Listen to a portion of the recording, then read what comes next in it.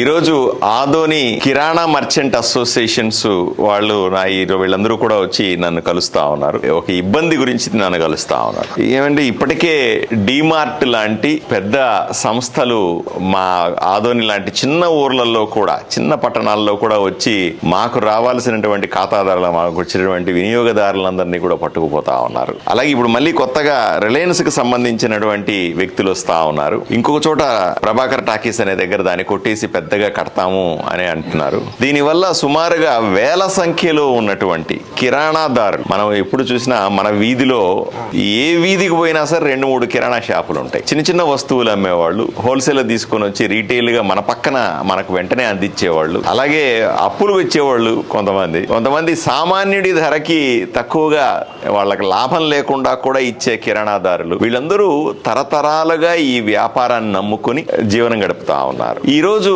కార్పొరేట్లు, ఇప్పుడు డిమార్ట్ వస్తా ఉంది, రిలయన్స్ వస్తుంది అంటున్నారు, ఇంకొక పెద్ద కంపెనీలు రావడం వల్ల వాళ్ళు ఈ ధరలు తారుమారు చేసి వాళ్ళు కావాలని మిగతా వాళ్ళందరినీ వాళ్ళు వచ్చి పెట్టంగానే మిగతా వాళ్ళందరినీ ఈ 1000 మంది 2000 మందో 5000 మందో కిరాణాదారులు, చిన్న చిన్న వ్యాపారస్తులు అంటే వీళ్ళందరినీ కొట్టడానికి ధర తక్కువ చేసేయడం కావాలని.